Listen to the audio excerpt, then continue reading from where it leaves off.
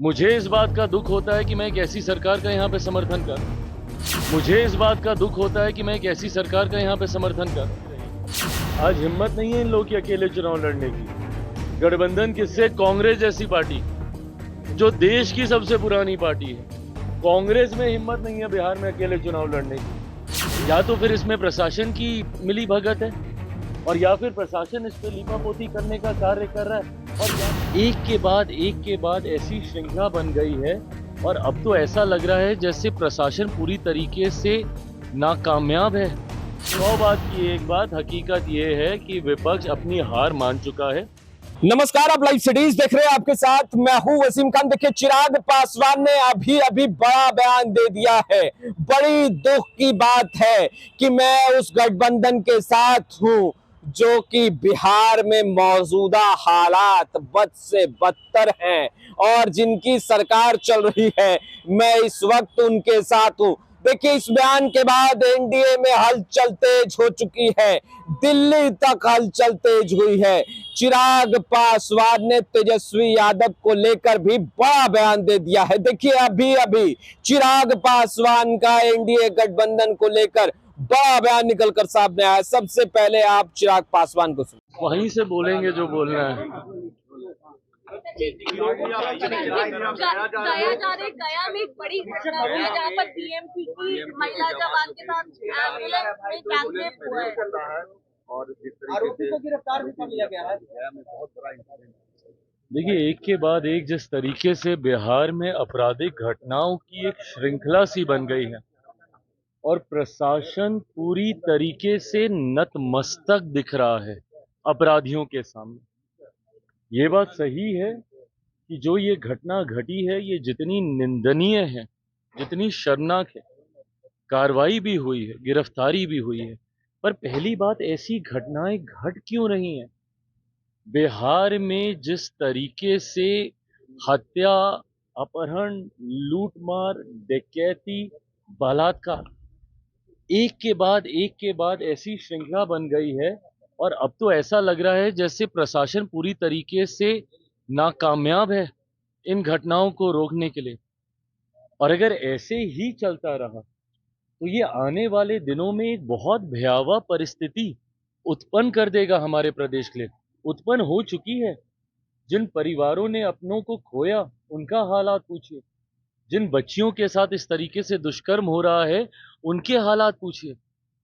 आज अगर इस तरीके की बातें भी कही जाती हैं कि चुनाव के कारण ऐसी गतिविधियों को असामाजिक तत्व अंजाम दे रहे हैं, अगर चुनाव भी एक कारण, और मैं भी मानता हूं कहीं ना कहीं कि संभवतः चुनाव भी एक कारण है, सरकार को बदनाम करने की साजिश के साथ संभवतः इन घटनाओं को अंजाम दिया जा रहा है, पर तब भी जिम्मेदारी तो प्रशासन की ही है ना इसको नियंत्रित करने की। कोई भी अपराधी आपके राज्य में आपराधिक घटनाओं को कैसे अंजाम दे रहा है प्रशासन के रहते हुए?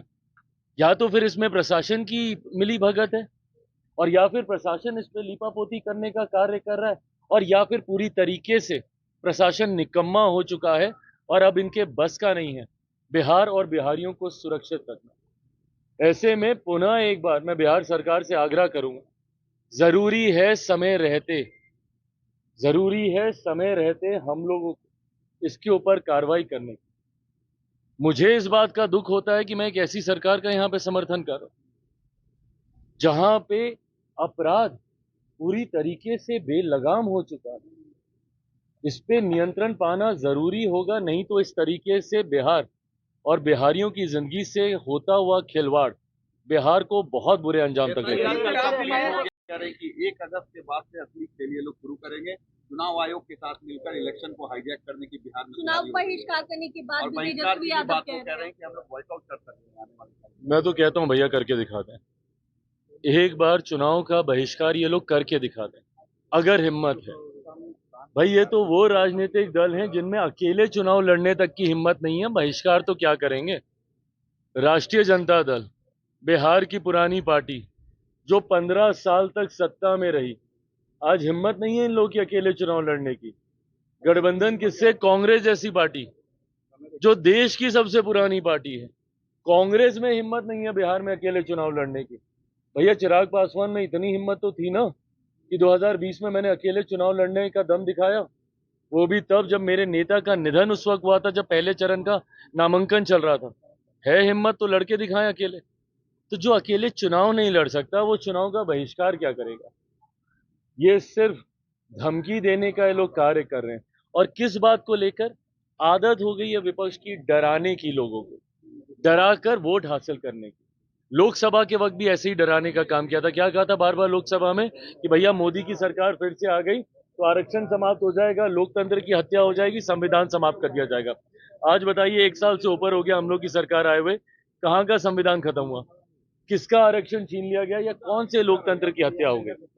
एसआईआर को लेके जो भ्रम फैलाया जा रहा है, यही भ्रम सीए को लेके भी फैलाया गया था। सोचिए, एक नागरिकता देने वाले कानून को इन्होंने नागरिकता छीनने वाला कानून बताकर देश के अल्पसंख्यक समाज को डराने का काम किया था। आज मुझे बता दीजिए कौन से अल्पसंख्यक समाज की कितने मुसलमानों की नागरिकता छीन ली गई? जिस तरीके से डराया गया था सीए को लेकर, वैसे ही एसआईआर को लेकर। पहले तो इन एंटीसिपेशन, अरे भैया इतनी जानकारी है आपके पास इतनी जानकारी है तो दे दीजिए ना सबूत। एक सबूत इन लोगों ने नहीं दिया। अगर इतनी जानकारी है कांग्रेस के पास, राहुल जी के पास, राजद के पास, तो दिखाएं ना कि भैया कौन सा सही आदमी था जिसका इन लोगों ने कैंसिल कर दिया हो या जिसका नाम वोटर लिस्ट से हटा दिया हो। सिर्फ हंगामा हंगामा हंगामा। दिल्ली में सदन नहीं चलने दे रहे, यहाँ बिहार में इन लोगों ने सबको परेशान करके रखा हुआ है, सिर्फ इन एंटीसिपेशन कि ऐसा हो जाएगा, ऐसा हो जाएगा, ऐसा। अरे भैया क्या हो जाएगा और क्या हो गया? ये सरकार की भी जिम्मेदारी है, हम राजनीतिक दलों की भी जिम्मेदारी है, और चुनाव आयोग जो कि एक संवैधानिक संस्था है उसकी भी जिम्मेदारी है। और अपनी जिम्मेदारी को हर कोई निभाएगा और इस बात को सुनिश्चित करेगा कि किसी भी नागरिक का के साथ कोई अन्याय नहीं हो। But at the same time कोई भी घुसपैठिया हमारे देश के सबसे बड़े अधिकारों में से एक मताधिकार का दुरुपयोग कर ले, ये भी हम लोग नहीं होने देंगे। आज की तारीख में कौन कंप्लेन करता था? भैया यही लोग जाते थे ना। क्यों जाते थे चुनाव आयोग के दरवाजे पे?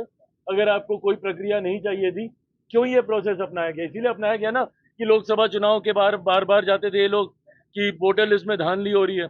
महाराष्ट्र का तो अभी तक हम लोग को सुनाते हैं कि महाराष्ट्र का चुनाव तो हम लोग धांधली से जीते हैं। दिल्ली में सुनाते हैं कि वोटर लिस्ट में डुप्लीकेसी हो गई, नाम जोड़ दिए गए, नाम घटा दिए गए। अब भैया जब इसको लेकर एक इंटेंसिव रिवीजन किया जा रहा है कि कोई गलत ना हो, कई लोगों की मृत्यु हो गई है, उनका नाम दशकों तक चलता रहता है, वो हट जाए, कई नए नाम जोड़ने होते हैं वो नाम जुड़ जाए, जो फर्स्ट टाइम वोटर है उनके साथ कोई अन्याय नहीं हो। जब इस प्रक्रिया का पालन किया जाता है तो भी आपको शिकायत, नहीं किया जाए तो आप चुनाव आयोग का दरवाजा खटखटाते, आप नहीं थकते, तो चिट भी आपकी, पट भी आपकी, नहीं चलेगा। हकीकत ये है, 100 बात की एक मिनट 100 बात की एक बात, 100 बात की एक बात, हकीकत ये है कि विपक्ष अपनी हार मान चुका है। अभी तक ईवीएम पे ठीकरा फोड़ा जाता था, ईवीएम को बदनाम किया जाता था, अब वो बहाना इन लोगों का चलता नहीं है। तो अब इन्होंने अगले 3-4 साल के लिए एक नया बहाना निकाला है, वो है वोटर लिस्ट को लेकर। तो आपने सुना चिराग पासवान को। बिहार में मौजूदा लॉ एंड ऑर्डर के हालात पर किस तरीके से चिराग पासवान का गुस्सा फूटा करते नजर आ रहे हैं कि बहुत दुख की बात है कि मैं उसी गठबंधन के साथ हूं जिनकी सरकार बिहार में चल रही है और लॉ एंड ऑर्डर, आपराधिक घटनाएं बेलगाम है। वही तेजस्वी यादव को चैलेंज भी कर दिया है।